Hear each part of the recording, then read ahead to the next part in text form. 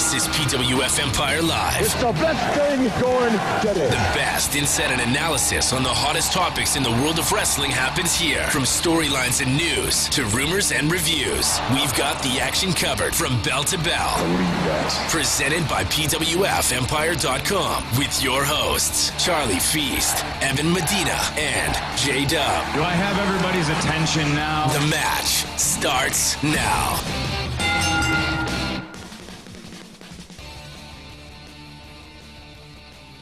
PWF Empire is live Wednesdays at 9 p.m. Eastern on PWFEmpire.com. Thank you all for tuning in for tonight's show. We've got a lot to discuss tonight. We've got the fallout from Battleground, including an epic showdown between Brock Lesnar and The Undertaker. We have the build of SummerSlam that could include a champion versus champion match, the return of Push Package Release, and also, if that isn't exciting enough, we're going to be putting on our tinfoil hats and dissecting some of the conspiracy theories regarding Kevin Owens and his current status in WWE following his loss to John Cena at Battleground via count out. Not count out, submission. What the hell am I talking about?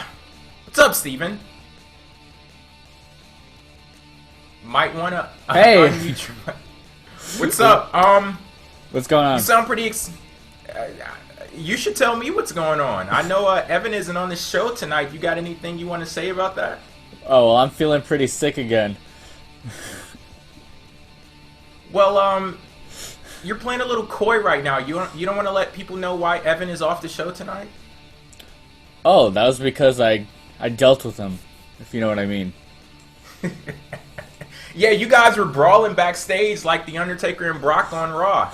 I had to make sure I let people know that I have more control over my roster than Triple H and Stephanie. You know, you guys can't touch each other. We got a show to do, so you know what? I had to lay down the law, and everything is cool now. So we gotta watch out for those magical powers that Evan has. He might turn out the lights, and the gong will go off, and he'll appear in my room with his baseball cap. And so you're Brock Lesnar in this scenario? Oh yeah, clearly. Clearly, I'm Brock Lesnar. Yeah, because I heard Evan saying something about you impersonating him, and I was like, that's crazy. Like, how could you possibly impersonate him? You guys don't even look alike. Nobody would believe that you were Evan.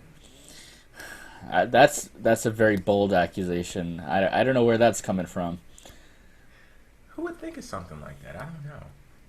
Crazy, but we're going to go ahead and get started with the show, guys. Thank you for tuning in to PWF Empire Live. I'm sitting here like I don't know where to start, but where could we possibly start other than the epic showdown between Brock Lesnar and The Undertaker that took place on Monday Night Raw? So the entire night was set up in a way where Triple H and Stephanie were running around backstage frantically because they were attempting to protect their main event for SummerSlam, which is going to be Brock Lesnar versus The Undertaker. They did not want these guys to be in the same room with each other because they just knew that if Brock Lesnar and The Undertaker were in each other's presence, all hell would break loose.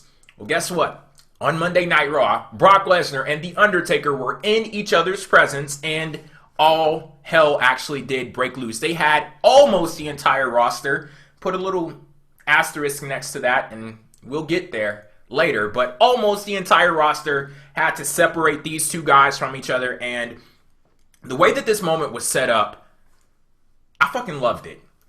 Literally, every single thing about this, I absolutely loved it, and this is quintessential pro wrestling to me, and it goes to show that it's not just about two talents going head to head, it's about the overall production, it's about the atmosphere that surrounds those guys, because you had Brock Lesnar and The Undertaker, they're battling. You had Triple H going crazy because they made it seem as if the world was going to collapse in on itself if these two got their hands on each other. Then you had the announcers. Michael Cole was like, deuces, I'm getting the fuck out of here. Everybody cleared out, and just all in all, it was a great moment. But that's my thoughts on the issue. Where do you stand? They completely sold me on this feud, which is very surprising because, you know, when it went out on Sunday, I was thinking, well, it's kind of cool, Undertaker, but I really don't want to see this.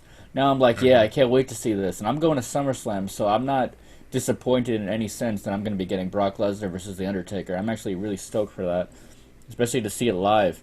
It's always great to see Taker's entrance live, but aside from actually going there, I'm actually really sold on this feud. Between Undertaker's promo, which I thought was excellent, to me it's one of the best promos Taker's cut in a long time, and I know he hasn't actually cut a promo in a long time, but I've never listened to a Taker promo and gone, wow, that was really good for a long time, except for this one. I was like, wow, that was, like, that gave me chills. Like, the way he articulated everything, the way, the tone of his voice and his explanation. And I know we were talking about, at least I was talking about a lot how Undertaker looked like a dick.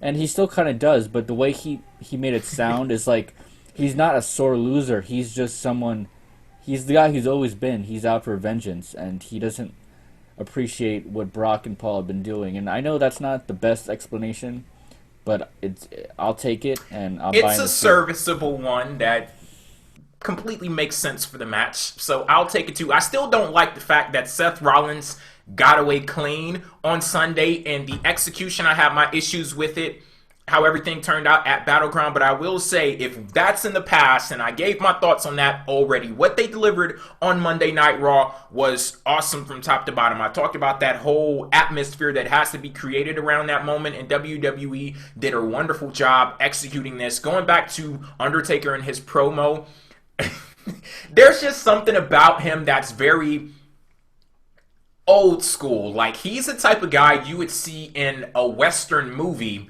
where the fucking town is deserted and they would have like a showdown, and it's like the old grizzled veteran where you may not give him much of a chance, but just the badass aura that he exudes, it kind of like takes him over the top. And that's exactly what Undertaker did in that promo, so that was great. Paul Heyman, forever the antagonist, just poking and prodding at The Undertaker, and then it all leading into Brock Lesnar rushing the ring and all hell breaking loose. I thought it was great, and I'll go as far as to say this. One thing that I love about WrestleMania season is that when worlds collide type feeling. You get the top few going into WrestleMania, and those two just clash with each other on that go-home episode of the show, and it's like, oh my god, I'm so excited for WrestleMania. I can't wait to see the show. I did not get that this year because Brock Lesnar and Roman Reigns were too busy playing Lego My Ego with the fucking WWE World Heavyweight Championship. So, yeah. I mean, it was a few months late, but I feel like what we got on Raw was so good, that could have been the go-home segment for WrestleMania, the biggest show of the friggin' year. And it came a few months late, but damn it, I'm glad I got it. I am glad I got it. So you don't have any problem with The Undertaker versus Brock Part 2 at SummerSlam? Because I know you were an advocate of the ending to the first one, like we talked about. You don't feel like this ruins it? Like, if you take the story of that one and you follow it up with this one, what do you think about that? See, you're just opening the door for me to be a wet blanket right now. Like, I feel like I just want to say I like this and move on, because if I start to ask too many questions, I'm going to have some issues, because I still don't see how the Bray Wyatt match was necessary if this is the story that you're telling with The Undertaker versus Brock, because I have Undertaker something for was that. out there.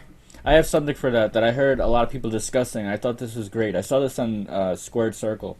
People were mentioning how, in kayfabe, in the storyline perspective, Undertaker is back for Brock because beating Bray Wyatt gave him the confidence he needs. Because after he lost to Brock, he was defeated, he was demoralized, but then Wyatt actually did resurrect him. That was an integral part of The Undertaker, because Wyatt resurrected him, and that gave him the confidence to go after Brock. Like, no, you're not going to get away with this. I'm coming back for you. And that's why it took so long. And I love that explanation. I don't know if that's what they're going for. I doubt it is, but that's what I'm telling myself in my head. See, this is exactly why you're on this fucking show. Exactly why.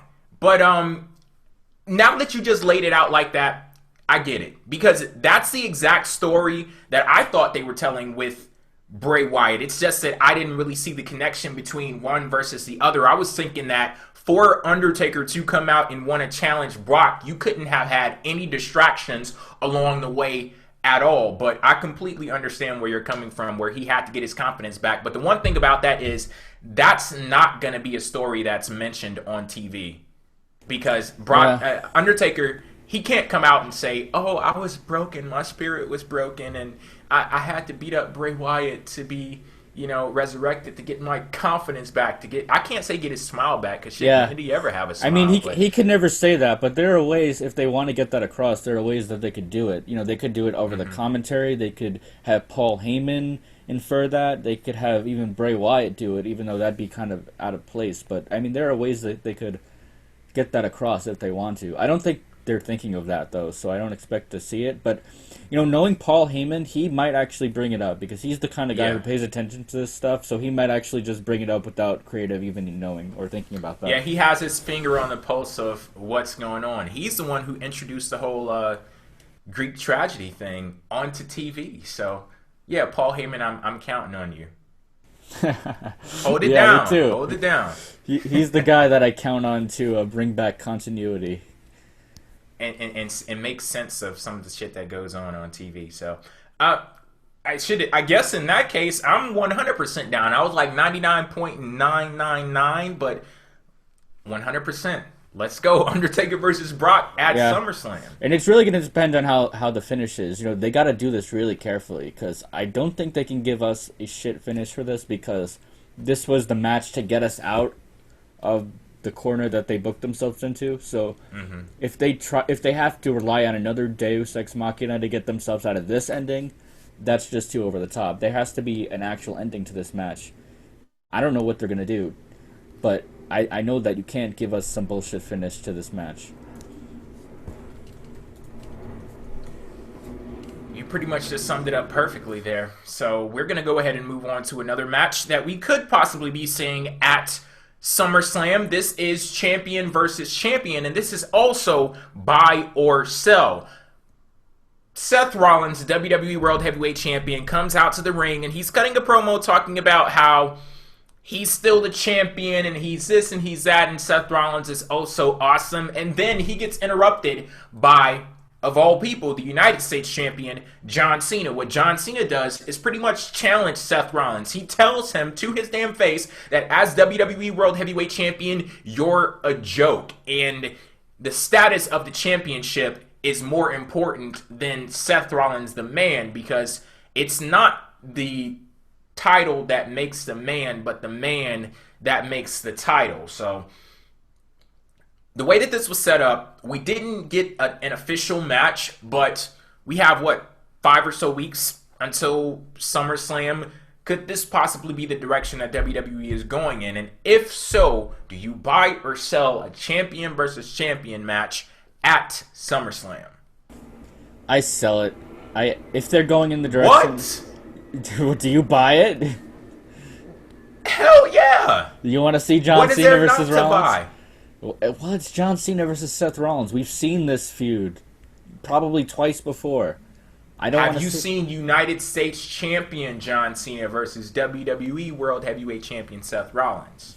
No, but I want to see United States Champion John Cena do his United States Champion Open Challenge. I don't want to see him in the title picture. I mean, that's why this is working out so well, is that he's in the mid-card mixing it up with those guys. And this is just a return to the same old stuff.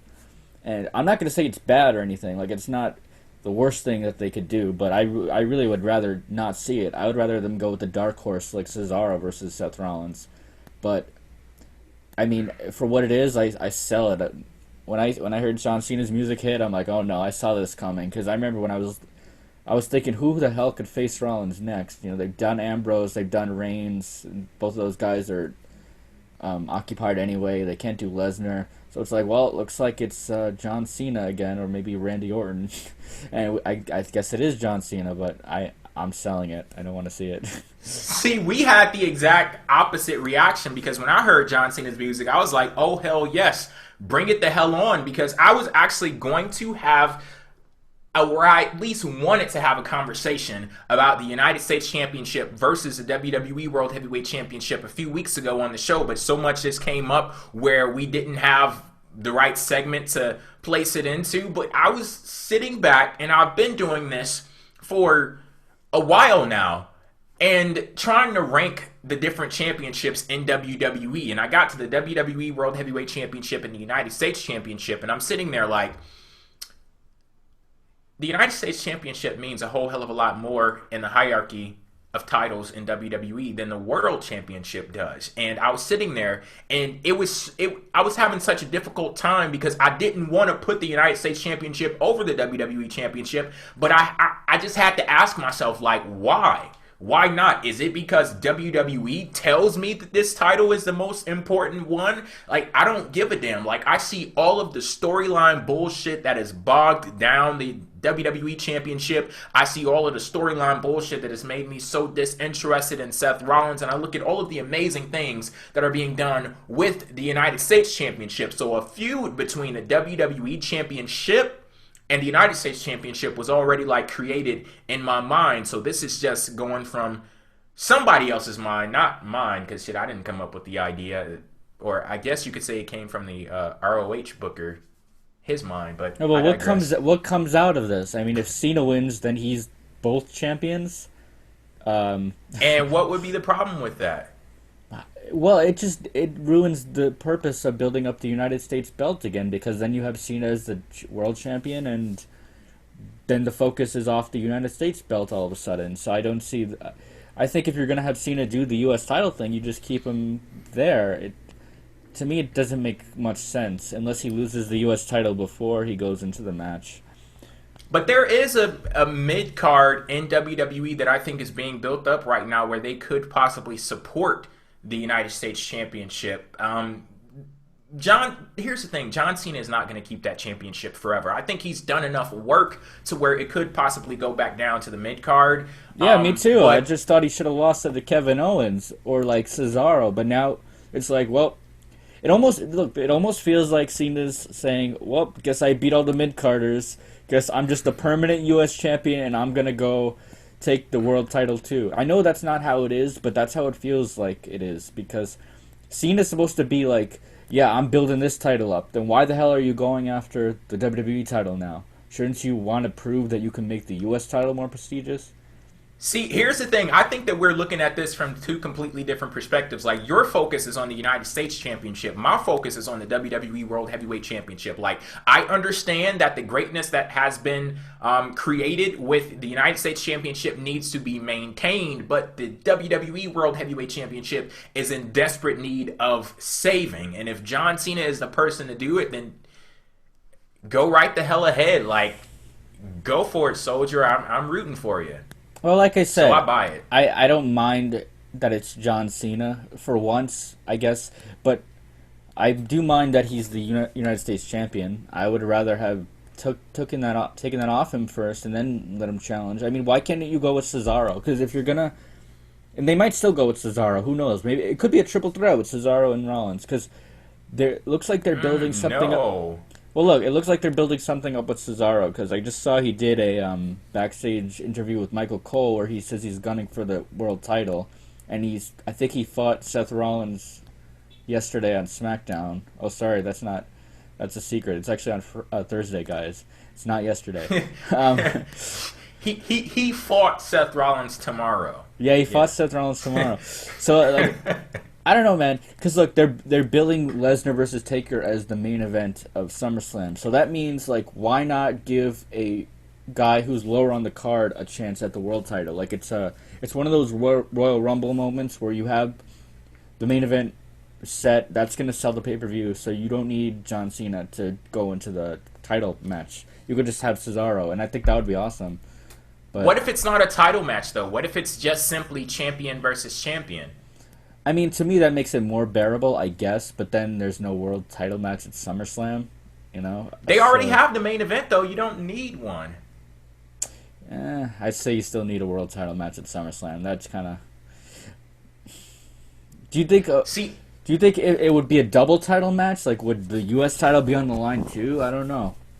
See, I wouldn't want either title on the line at all, because I'm looking at this as a way to save the WWE World Heavyweight Championship and to also save Seth Rollins, because if Seth Rollins is in his mind, he's emboldened that he's the number one guy in WWE, and you have this up-and-coming championship with a 15-time world champion in the form of John Cena, he's going to get pissed off by that. He's going to feel as if his spotlight is being dimmed. He's going to feel like John Cena is taking the attention away from him. So I think that could possibly be a way for Seth Rollins to assert dominance over the United States Championship without actually winning the championship. And I think that yeah, but he's not going to beat Cena clean. So if Rollins wins, it's going to be another shit finish, which makes it doesn't help, because you want the WWE title to be elevated. So if Rollins wins, God.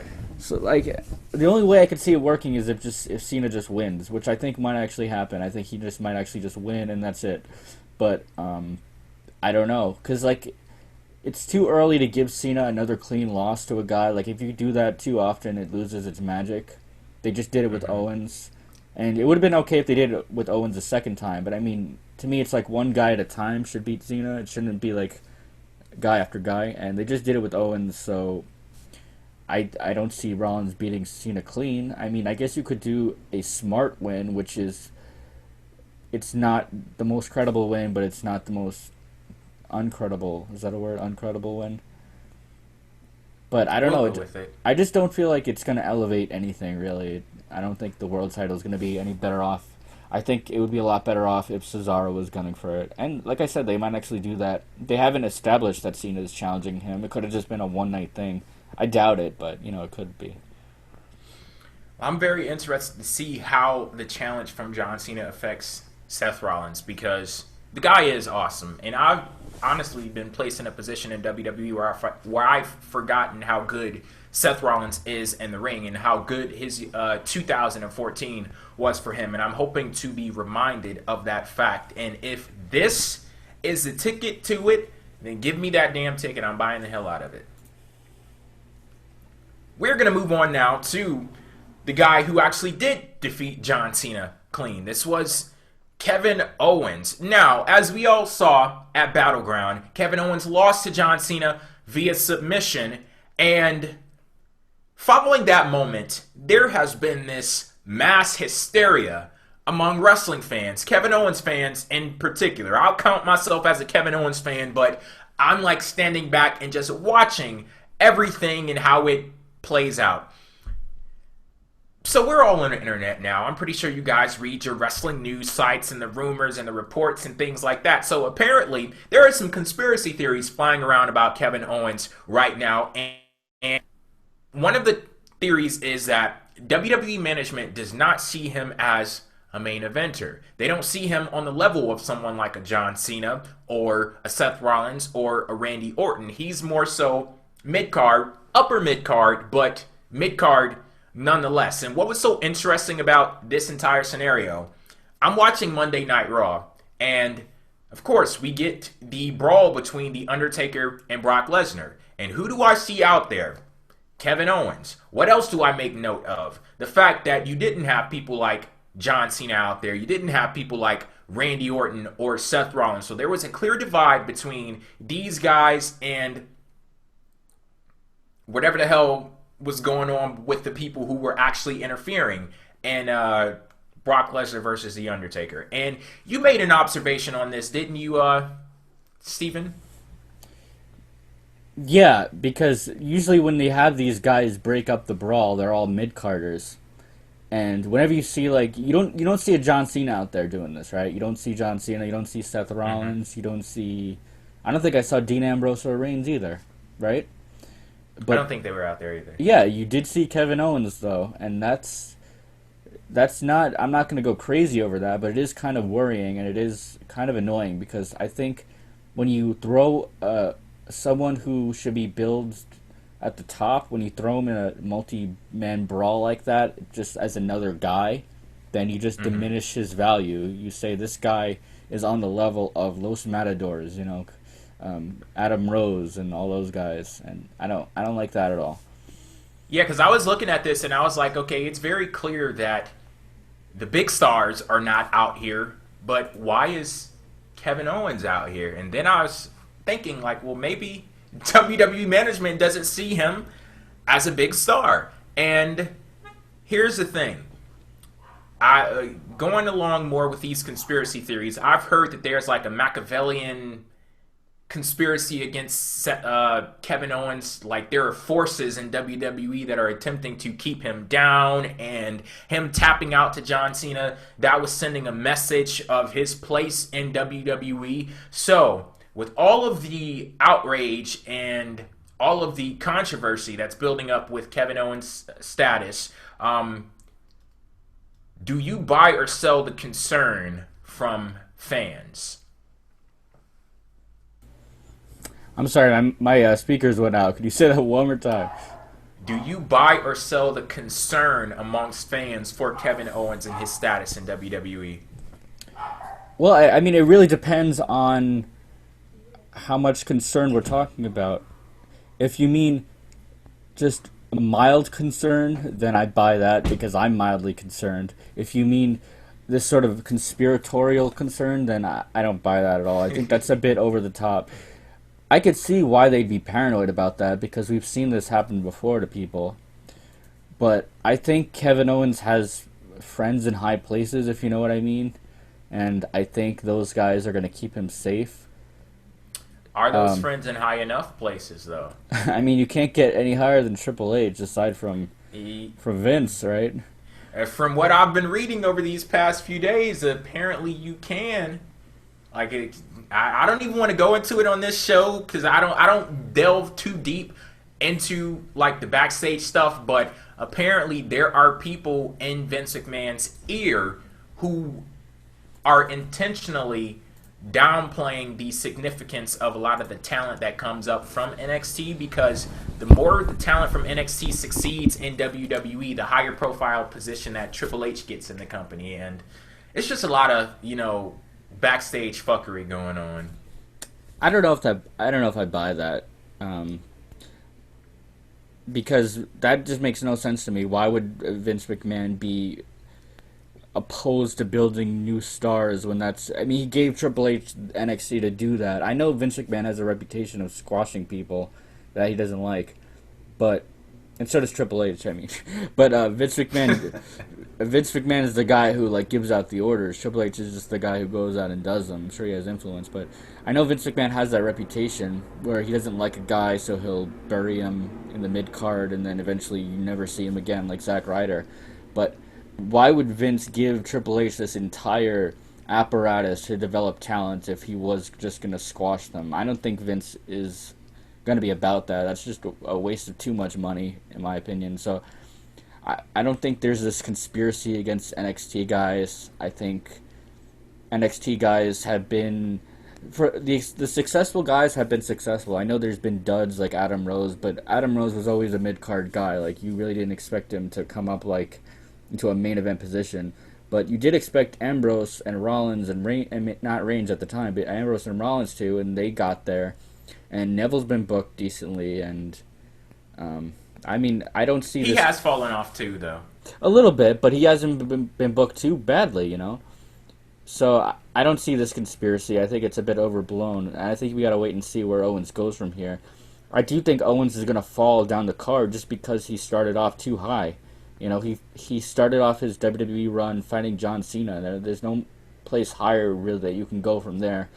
You could fight Brock Lesnar, I guess, but I've always thought that you should keep Owens away from Brock because next to Brock, Owens looks kind of pathetic. I don't know if I'm going to get into trouble for saying that because I know people like Owens, but... They like Brock a lot too, so I don't know. That'll be interesting. They do, but Owens, he's a monster until you put him next to Brock. Then he doesn't look really like a monster anymore. So I'm in favor of keeping them away unless Owens is like a babyface going up against a monster Lesnar. Then the story makes sense. But I don't know. There's not much higher you can go than facing John Cena, and I think that's the problem when you put guys with John Cena too quickly is that they have nowhere to go but down. Even if you beat John Cena like Owens did, what is he going to do now?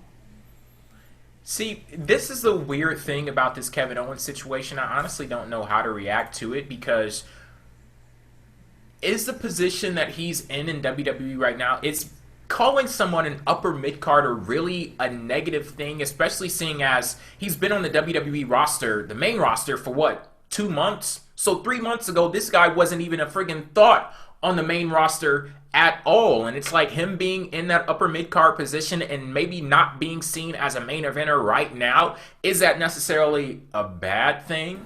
No, it's not a bad thing, but the problem was they started him off too strong. They put him over John Cena clean. He's one in only a handful of guys to ever do that. See, with that being said, though, does WWE have a responsibility to follow up with that, though? Because I think that they created an image in people's heads that this guy is a big-time star. And, shit, I don't look at that as necessarily a negative thing. You kind of had to imagine that that was going to happen when you have his very first match on the main roster in WWE. He's beating a 15-time world champion in John Cena. Like, you had to know that this guy was going to get over big and there was going to be a standard set in the fans' mind saying this is what we expect from Kevin Owens. If you come in straight from the gate defeating John Cena, you kind of have to maintain that. And I think that they put people in a position where it's like anything less than that position on the card, they're going to be pissed off. So it's like WWE created this monster on their own. And if you didn't plan on following up with it, I don't know why you would do it in the first place. Yeah, I think that's basically what it is. They committed to something. They had Owens beat Cena, and now what are they going to do? Have him drop down the card? Have him struggle to beat lower card guys now? I mean, to me, it just makes no sense. It's kind of like, okay, so beating John Cena clean to me is more of an accomplishment than winning the world title at this point. So to me, it's almost like Kevin Owens won the world title, and now he's a month later in the Intercontinental title picture. And that's something everyone always has a problem with. And that's the reason why I think people are outraged, because, like, he just took a massive fall down the card, basically. And it ruins the whole mobility thing. Go ahead. See, I was about to say even if it's not that far, but let's be honest. From John Cena to upper midgard, that's a pretty steep drop. They still could do something. To me, there's other options in order to keep someone hot. You don't have to have him in. Okay, so I distinguish between two kind of things. There's like a credible feud, and there's a personal feud. To me, a credible feud is like when you're fighting for a world title, or it's just you're fighting John Cena in this case. Like, it's something that's establishing your credibility. A personal feud is something that feels important just because, like, these two guys have such a grudge. And that's not necessarily dropped on the card, even if there's no title involved. It just might feel way more important. So if they have Owens in a sort of grudge match against something where they really book the story well, then I think that's something that could be done to maintain his credibility and his heat. But if they just put him in a lower title feud, like an IC title, or if they have him just fighting like Neville or something, that's a huge drop. And that's like, why did you have him beat John Cena clean if you can't follow up with it? Okay, we're moving on now to the next topic in Buy or Sell. This is a mini Wyatt Family and mini Shield reunion. We've expressed this before. We've bonded over the fact that we can't leave the memories alone when it comes to the Shield. And Roman Reigns and Dean Ambrose, they've been pushed on WWE TV as friends. They never actually had a falling out, but they did go their separate ways when Seth Rollins turned his back on the Shield. But they've since found their way back to each other over the last few months of WWE TV, and they have this strong friendship, this partnership that we see very frequently, and Monday Night Raw was one of the instances where we saw that when they came together and they joined forces to take on the reunited Wyatt family in the form of Bray Wyatt and also Luke Harper. This could possibly be leading into a match between all of these guys, tag team match going into SummerSlam. So do you buy or sell? I don't even know why I'm asking this. Who wouldn't buy the Shield versus the Wyatt family? Even if it isn't the complete picture with either team, I'm still, like, I'm buying the hell out of this. Yeah, it's great. I'm not even buying it just because it's Shield versus Wyatt. I'm buying it because I want Ambrose and Reigns together, and I want Luke Harper with Bray, and so I'm glad I'm getting both of those. Because right now, Ambrose... Yeah, I'm glad that Dean Ambrose is with Roman Reigns. You know, him being with him at ringside on Monday, it gave him the opportunity to see what it's like to actually sell an injury, so that was good. And that was shade, and if anybody wanted to know, it was. Well, what I was going to say is, whenever Ambrose and Reigns aren't together, it seems like they're floundering. You know, it seems like these two guys, for the time being, they should be together because, like, they really guard each other's weaknesses, and they, for some reason, people care about them when they're together because, like, they're 2/3 of the Shield. When it's one of them on their own, I know people always care about Ambrose, but still, it's kind of like sometimes there's no direction. It's just him just doing wacky stuff with Luke Harper, maybe, who's doing wacky stuff. But now this is like a personal thing. And I love the continuity. Like, I really love the continuity. I like that they're still friends. I like that there's not like this huge mysterious, well, why isn't Ambrose helping Reigns? He is actually helping Reigns, which is what I love, because I remember during the Ambrose-Rollins feud, I'm like, where the hell is Reigns helping Ambrose not get his head smashed in by Rollins on the brick? So I love when this happens, and the same with the Wyatt family. It's like, why does Bray have to go through this alone when he has Luke Harper to call on at any time? And so that makes perfect sense to me. And I'm looking forward to this because I want to see Dean Ambrose turn heel on Reigns at SummerSlam. Oh, we got a few weeks to go until we get into that, but I don't know if you got this sense too. I think it's great for Luke Harper that he's involved with Bray Wyatt, but it's just something about Bray Wyatt when he has followers, like his aura changes. It kind of adds a tad bit of legitimacy to the things that he says, because it's very weird to have Bray Wyatt as a cult leader without a cult. Yeah. So I think that with Luke Harper being around, it does wonders for Luke. It gives him something important to be a part of, and it does wonders for Bray Wyatt too, because it kind of puts some force behind those words. If he has a way with words, why is he walking alone? He kind of needs some followers to show that there's some kind of effect in the things that you say. Yeah, and I wish he had more followers, you know. I think it's kind of strange that he only has one. Well, I guess he has two. I'm pretty sure Rowan would be here if he weren't injured. But yeah, it's still two. He's watching at home, following. Yeah, and I think in the storyline they've established that Bray Wyatt, I don't know if they actually want to stand by this, but if I'm just going by what they've said and what they've shown, they've established that Bray Wyatt is actually a cult leader with more followers than we see on TV. We've seen the promos that they started with. We've seen there are a lot of people in those promos that are kind of in the background. And then with his feud with John Cena, he brings in all these kids. So I guess the inference there is supposed to be, well, he has this whole community of people that he can draw on. So if that's the case, why don't we bring that in some way? Why don't we mention that? Why don't we have some other wrestlers come up as Bray Wyatt followers? Why doesn't he recruit some more people? And so I love the cult leader thing. I think without his followers there, he just seems like a crazy fat guy rambling on about nonsense. When he has the followers there, then it shows that actually he has some influence. And I do love whenever they show the audience and then they mention, look at the influence that Bray Wyatt has, because that's something that they do to add a little bit of more legitimacy to the fact that this guy is actually a cult leader. And DJ Cass is asking in the chat, why did they break up the Wyatts in the first place? Your guess is as good as mine. I don't know. I really don't know, because it's not as if they had any kind of, again, they didn't have any kind of falling out. It's like, I set you free now. Whatever mission you wanted to accomplish, you got it. So set forth the world, my child, or whatever the hell it was. I don't know, but I'm glad that they found their way back to each other, so that's all good.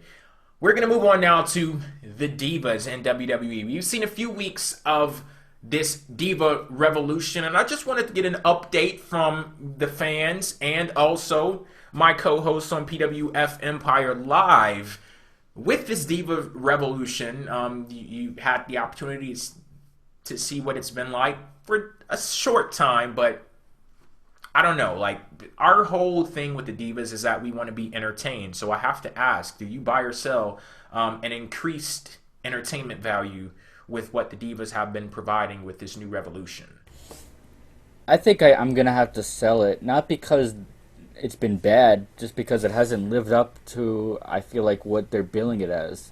Like, to me, the Divas have reached a level comparable to that of, like, the IC title picture, which is not good.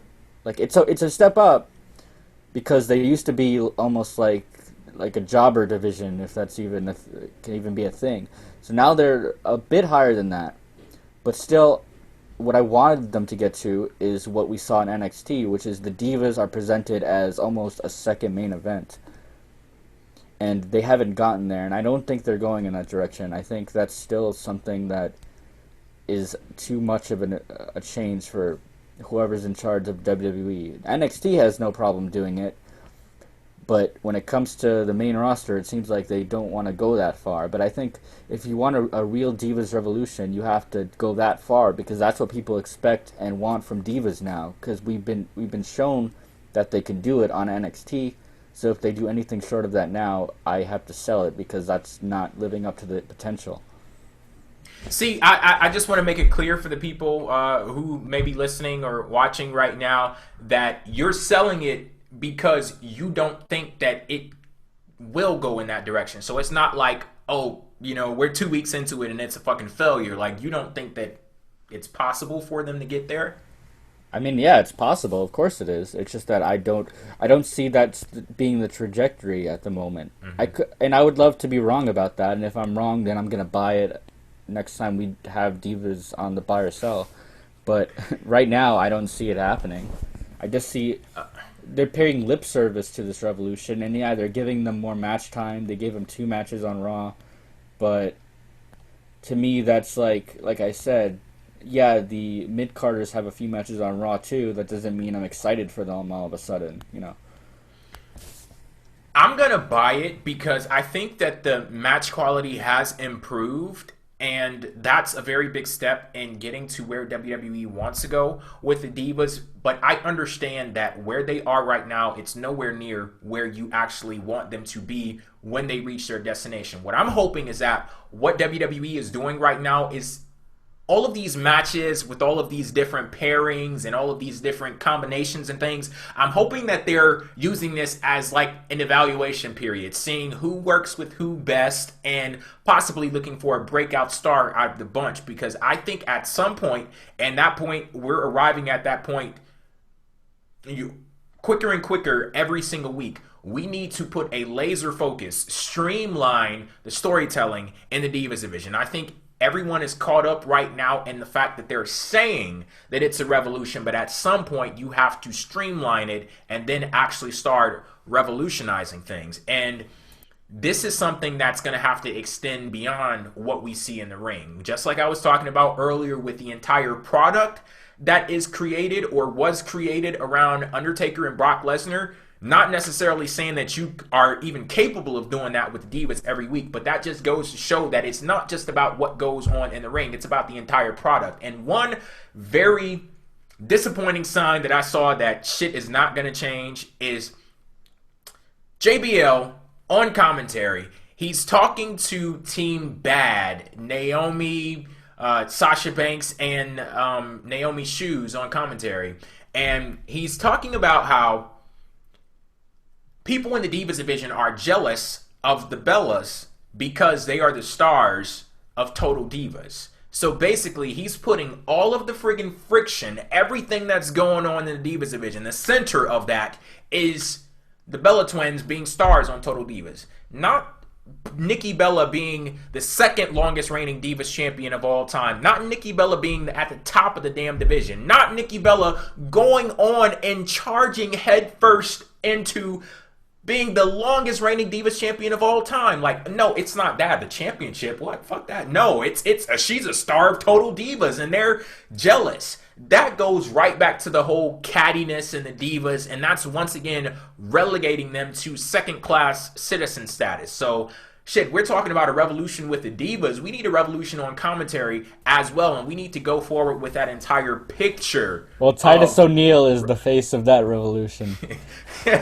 Bring it on, Titus. Let's go. Shit, maybe we need to put him on commentary. That's where the revolution comes from on commentary. Revolution in the Divas, that was from NXT. The revolution on commentary, that's going to be Titus O'Neil. I bet you he would have mentioned the Divas Championship. Bet you he would have mentioned it, but... Yeah. Those are some things that are going to have to change going forward. Like, I think that, and it's very interesting that you talked about earlier how Cesaro mentioned the WWE World Heavyweight Championship, because something that I've noticed from WWE, rarely anyone on the damn roster ever mentions going for a title if they are not directly involved in a feud with that title. And that's something that I've seen with these divas too, because they go out there and they talk about how we want to be the best. We want to dominate. We want to be this and we want to be that. And rarely any of them are actually mentioning the Divas Championship. And I think the reason is because WWE, they're like, okay, we can't have them mention the Divas Championship because it reminds people that there is a Divas Championship and they expect title matches. And one thing that I can see with WWE, just like as we saw at Battleground, the reason why that match happened on that show is because they didn't want a title match there. Because they're artificially lengthening Nikki's reign. And once again, that's some shit that has got to stop. Because that doesn't really scream revolution to me. I don't know if as much as I like Nikki. I don't know if they're doing that. I mean, how much longer does she have to go until she beats AJ? If it's a short period, then I guess maybe 2 months. Oh, 2 months? Okay, then yeah, I guess they are doing that. Yep. So, right. Yeah, what do we have next? You have anything more on that?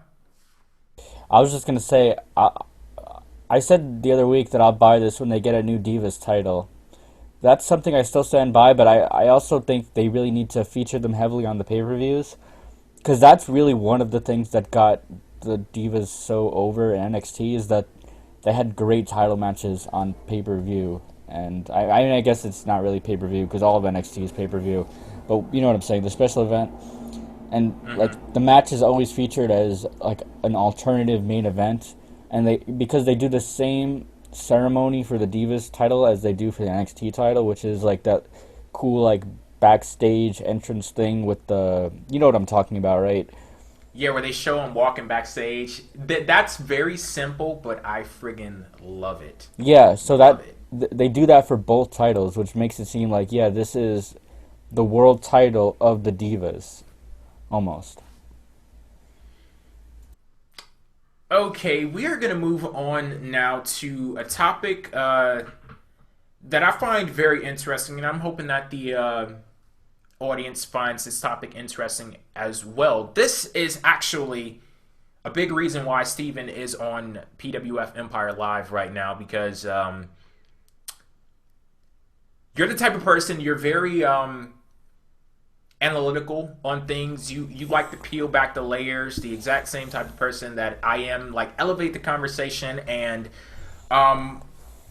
this conversation is going to be about WWE and their identity crisis. Now, some people may not even know that they're having an identity crisis, so it's going to be up to you to explain to them what the hell is going on with WWE and why this topic is of interest to you and should be of interest to them. Well, I think WWE's had an identity crisis ever since they started coming off of the Attitude Era. Because ever since they started doing that, they weren't sure, okay, what do we be now? Do we want to continue the Attitude Era even though we don't have Stone Cold, even though Rock is leaving? We got this Lesnar guy coming in. And I feel like they didn't know what to do then, and they kind of prolonged it for a bit. They continued the Attitude Era into maybe 2002, 2003. But then when you get to around 2006 is when the thing really starts kicking in, this identity crisis issue, because now you have a very slow but sure change to PG. And you have John Cena coming in as the face of the company, and he's a very family-oriented character. So now you have a focus on a family-oriented character, but still remnants of the Attitude Era, because you have Edge doing live sex celebrations, and you have him spearing Mick Foley through flaming tables and so on.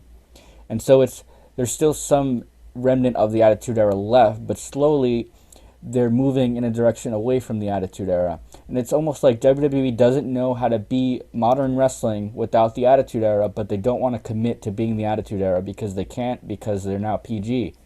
And so they have these gimmick matches where it's almost like they're useless, because if you have a TLC match, if you have a hardcore match, if you have a no DQ match, but you can't hit guys in the head with chairs, which is completely understandable. If you can't blade, which is completely understandable, then why even have those matches? Because at this point, they don't serve any function. They are just almost like, it's regular matches, but we want to bill it as a hardcore match because that'll increase the buys. And I know that's why they do it. But to me, it would be a lot better if they just got rid of all these gimmicks if they're not going to commit to having them be anything special. And that's just one aspect of this identity crisis, is that they want to be the Attitude Era because, in a sense, that's the only way they know how to be ever since wrestling became modern and mainstream. But they can't commit to all the implications of the Attitude Era anymore. So it's in this sort of limbo realm. Go ahead. You can go ahead and continue. I'm listening. Okay, so that's one aspect of it. Is just this, not sure, do we want to be the Attitude Era, or can we even be the Attitude Era? And then there's another aspect. That's a question that I'm really interested in. Like, if we would describe this generation of WWE, like, what era are we in currently? And I know some people are going to say we're in the reality era, but my thing about that is, do you say we're in the reality era because that is reflected up and down the card on WWE TV, or do you say we're in the reality era because CM Punk has told you we're in the Attitude Era, the reality era before Triple H has told you we're in the reality era? Because when I look back at the Attitude Era, you can see attitude on the card from top to bottom. You could see Stone Cold Steve Austin. You could see DX. You could see, hell, The Rock had a little bit of attitude to him. You could see Val Venus, and then Sable, and a lot of the other divas that you had on the show. But now we're all over the place. Like, I think that one issue that WWE has, they don't have a definition as to who they are. They don't have really an identity that you can see reverberated throughout the card. Like I was talking about with the Attitude Era, you had attitude and you had different variations. Like all of those different gimmicks that I named, they weren't the same at all. You had distinctive characters that you can build around with this one idea. And I think that WWE lacking an identity in the year 2015, that's one thing that has greatly affected them and their ability to effectively build characters and tell stories. Yeah. The reality era thing is, to me, the second part of the identity crisis issue, because it's almost like we are getting into an identity, but still it's the same problem with the Attitude Era. They don't want to commit. There is an element of reality era in this. Ever since Punk's pipe bomb, there have been on and off reality era things, such as every time CM Punk did a feud, essentially. And then they had the Daniel Bryan feud, where they brought in the fact that Vince McMahon doesn't like to push him because he's too small, and that was another reality era type feud.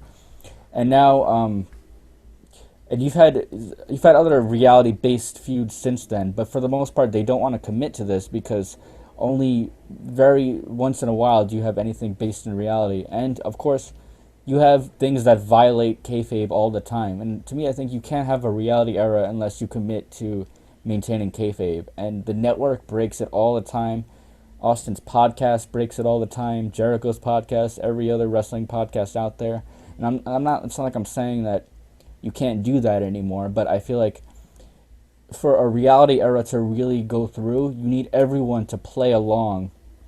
We all know that it's not real, but I think what a reality era is that people want to get invested and they want to play along, and they want the lines between reality and the world of wrestling to be blurred. And for that to happen, I think you need a return to kayfabe. Obviously, you don't have to keep it 24/7, but I wouldn't mind if interviews were done in kayfabe. You know, I wouldn't mind if Rusev gave a kayfabe interview with a mainstream news reporter, or... But you do understand how a lot of people have issue with that, though, right? Yeah, sure.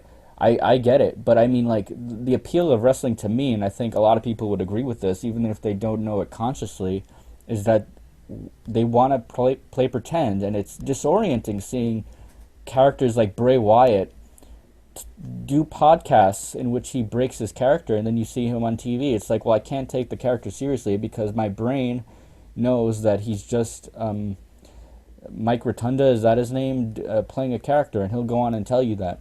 And at the very least, I think there should be a clear divide between kayfabe and reality. And I know I just said you want them to be smooth, but I think you need to be clear that this is where kayfabe ends, and then outside of this boundary, we'll do reality. I think that there should be, for the most part, on the network, everything should be kayfabe unless there's like a presentation that informs you, like, by the way it's presented, that this is not a kayfabe production, and so on and so forth. I just think you need to be a little bit more committed to this reality aspect. You don't want to like jerk the audience around, like, are we in reality, are we in kayfabe? You want to walk that fine line, but you don't want it to be so disorienting. Yeah, I think the biggest issue is that there's no kind of consistency in WWE when it comes to their identity, because when it comes to the reality era, like you talked about, they only bring it up when it's convenient for whatever story that they want to tell at a certain time. So it's not as if you can see it in multiple stories at one time. One, every few months or every year or so. Like, can anyone honestly sit here and say they see the reality era reverberating through the entire product? Me watching WWE for as long as I have and watching nearly every single episode of Monday Night Raw over the past few years, I can't honestly sit here and say that there's been that level of consistency. Or maybe it's just a different type of reality than we think, because hell, as much as they're talking about Total Divas and the Divas division, is that the reality they're talking about? Is that the reality era that we are in right now? Because if that's it, then shit, you can take that. I don't want that. But yeah, like, if I was to describe this era, I would say this is the Attitude Era without the attitude, because you see things like Dean Ambrose versus Seth Rollins, their Hell in a Cell match.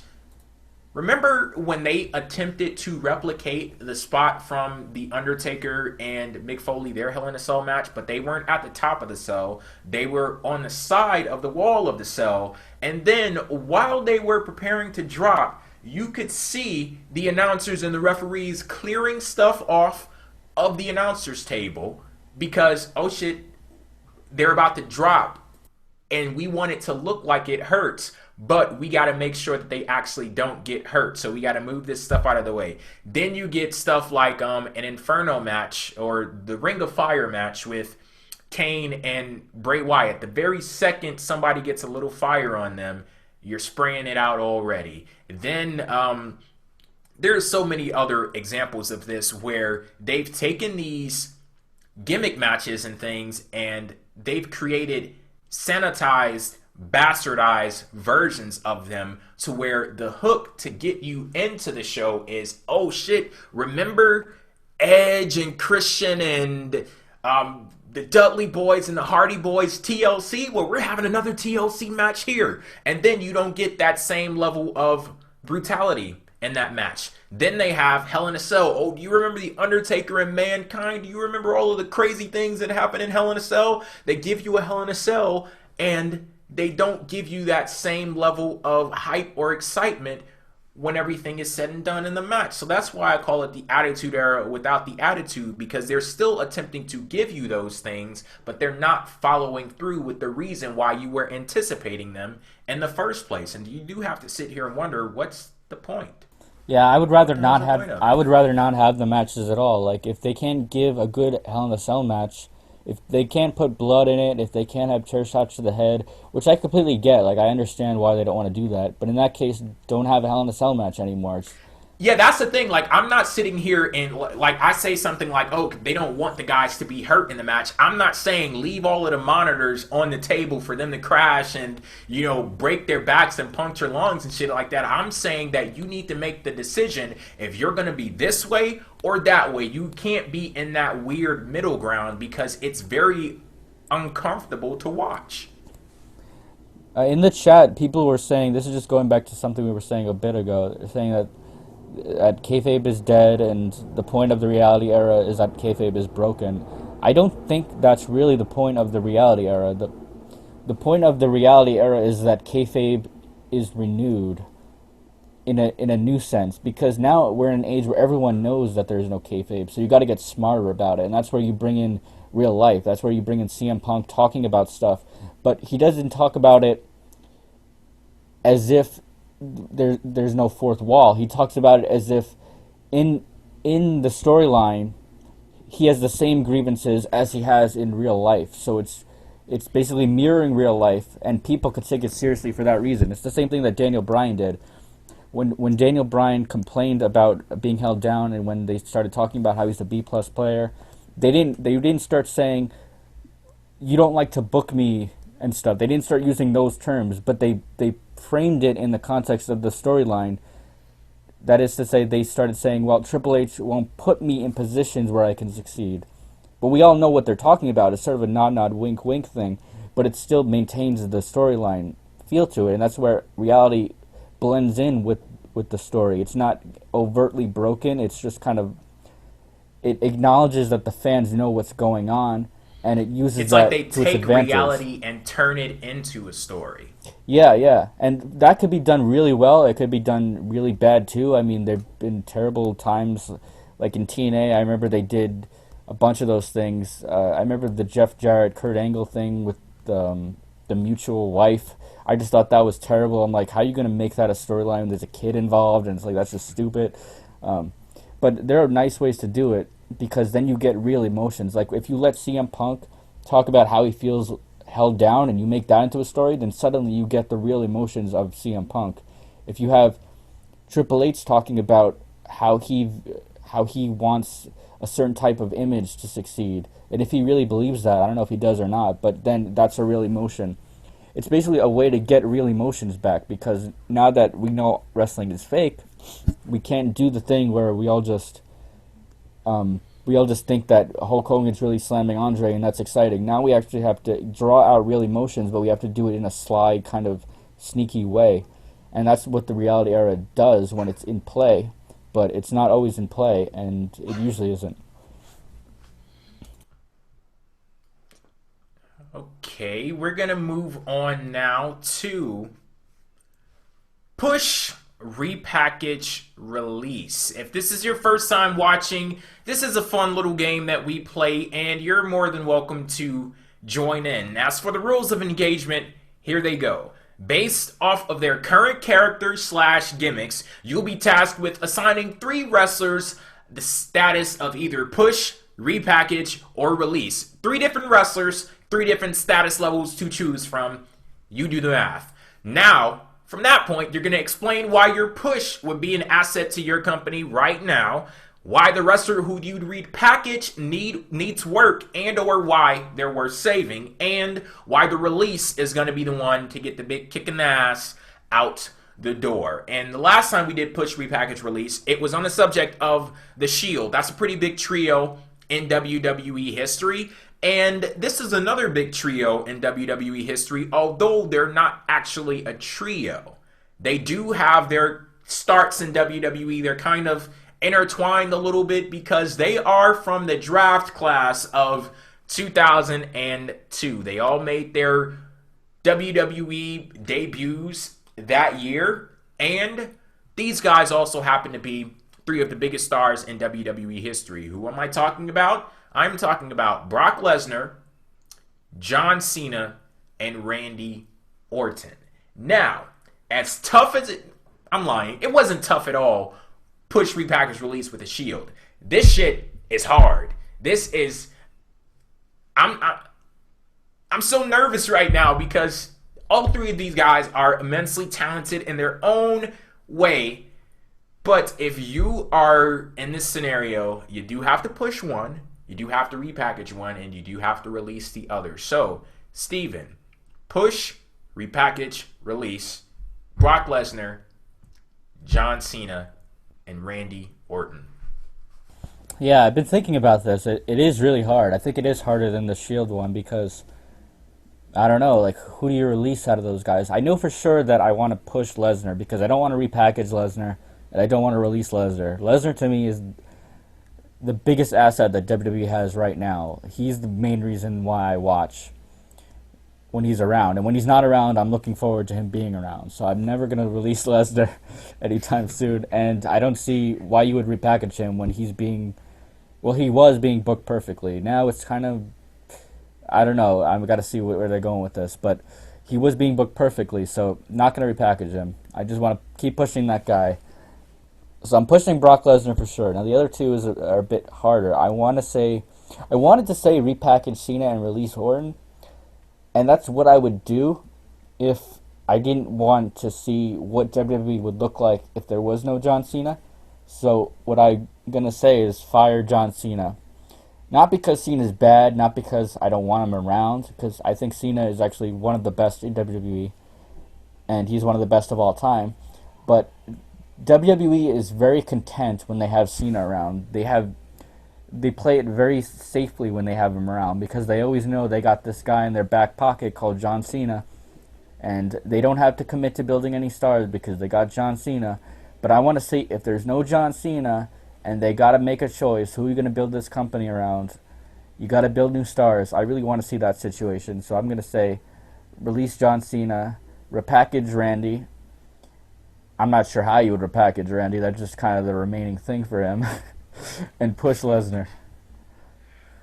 Okay, this is very tough, but let me go ahead and get the easy one out of the way.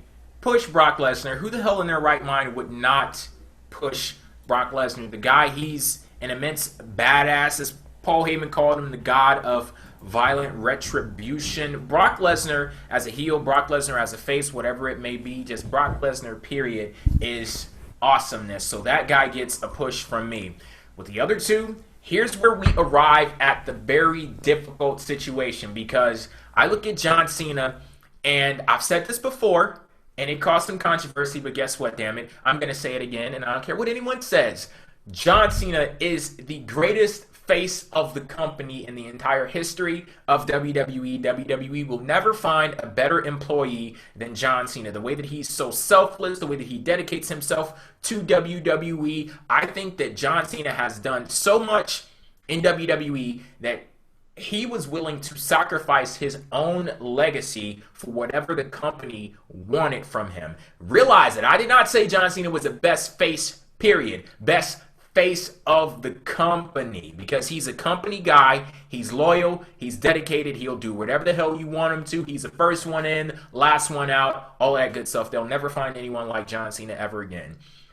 On the side of Randy Orton, it's kind of interesting because I look at Randy Orton, even though this was John Cena's gimmick once upon a time, I look at Randy Orton as the prototype. And John Layfield, JBL, he says this every single week, anytime we see Randy Orton. If we were building a wrestler from the ground up, Randy Orton would be that guy. And I would 100% agree with that, because when Randy Orton is at his best, he is the best, period. So what do we get in a situation where we have the model employee versus the model wrestler? Who gets the edge? And have to say,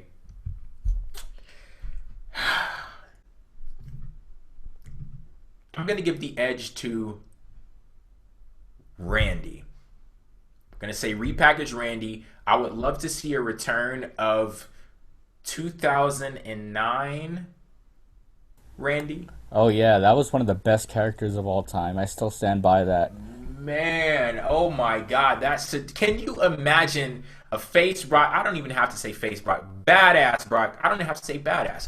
Can you imagine Brock Lesnar, period, versus that sadistic type Randy Orton?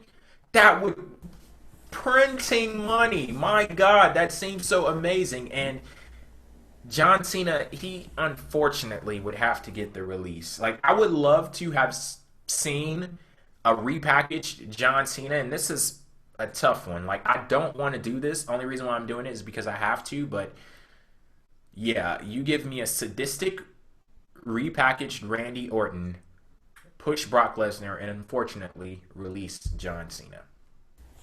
Yeah, so we said the same thing, but I think we went about it from a different angle. I didn't release Cena because I value Orton more. I release him because I just want to see what the hell would happen to the company if he wasn't there. I think you would see a flourishing of creativity because they're too content with John Cena around. They really are.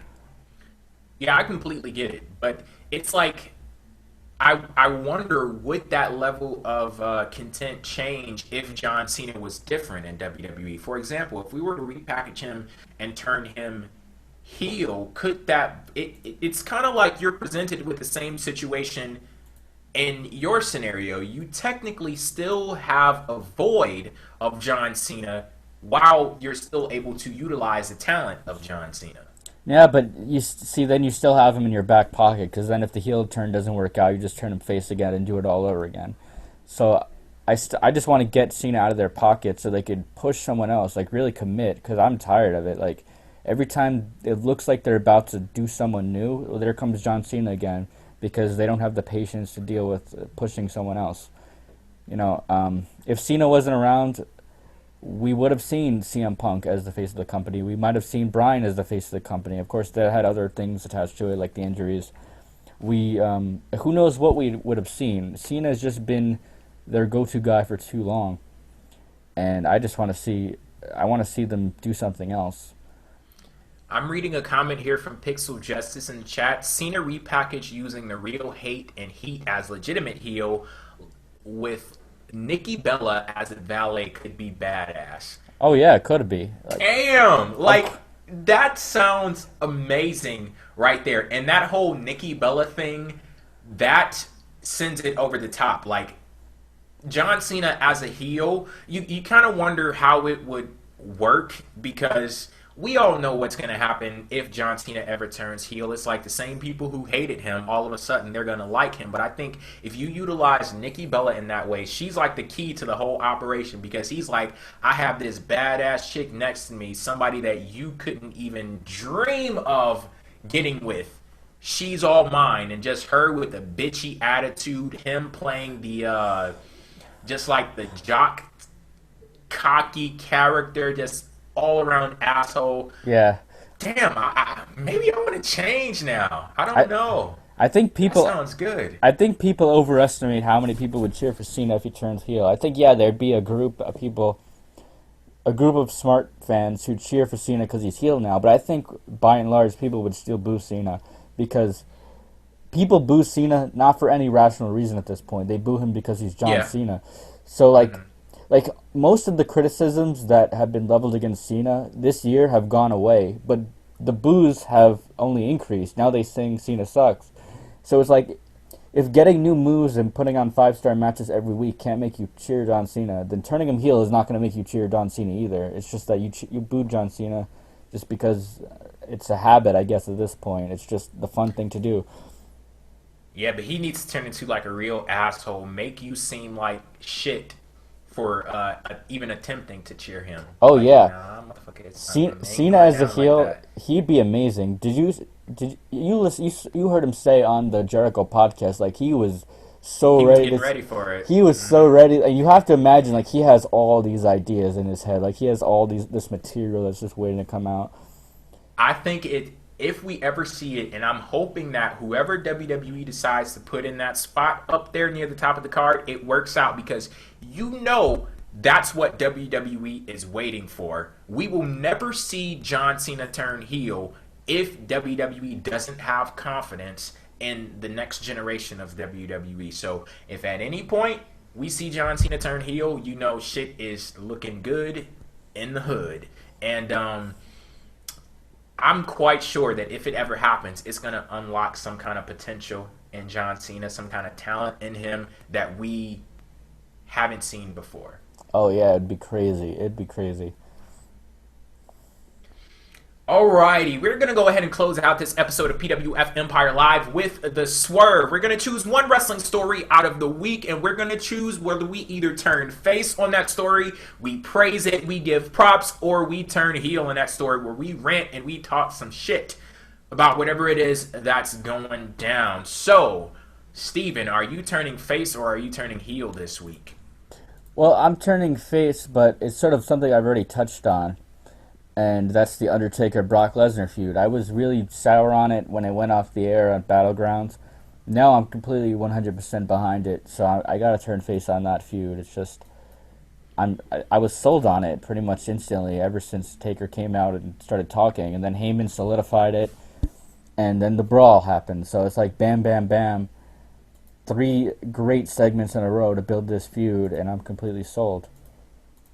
I'm going to go ahead and turn face on Tough Enough for eliminating Patrick. I watched the show yesterday, and while the elimination did come as a shock to me, like I could have sworn up and down that Josh was going to go home on the show, but I am glad that Patrick was eliminated, and I tried to tell you guys that attitude of his, that big-ass ego of his, was going to be his undoing. I didn't know it was going to happen this early, but I'm glad that it happened nonetheless. Now realize, because I see a lot of people out there talking, even people who are somehow, some way affiliated with WWE. For example, Mick Foley, he's on Twitter, and he's talking about how Patrick got eliminated from Tough Enough because he made the mistake of thinking that it was a wrestling show. No, Patrick got eliminated from Tough Enough because he made the mistake of being an arrogant asshole. Patrick got eliminated from Tough Enough because he made the mistake of thinking that he was a judge on the show rather than what he actually was, a contestant. And just looking at this guy on the show, I've had my issues with him literally from episode 1. He kind of started, I started to warm up to him a little bit when I saw that he was just playing a character, but it was something that rubbed me the wrong way from him since day 1, and it never quite left. And when I look at somebody like Luke from the last season of Tough Enough, when Stone Cold was a host, one thing that I can appreciate about him is that he played his character, but he was consistent through and through. Patrick was the type of person that whatever situation that he was in, he was going to do whatever he needed to do, say whatever he needed to say to make himself look better. So it was no consistency in the type of person that he was. And you could see that on the show, because in the show, he went off on ZZ talking about how basically you suck and you're a clown, and if you're just here to be entertaining and you're just here because you have a personality and you're a character, then shit, you go do some improv or something like that because you don't belong on Tough Enough. And he literally said, if I lose to you, that's going to be like a kick in the balls. Then when he gets eliminated, they ask him who does he think should win the competition. He says ZZ should win because he has a character and he has personality. So the same shit that you wanted him to get off the show for, when there are no longer any stakes for you in the show, you're like, okay, I can be my real self now. I can stop playing a character. ZZ to win.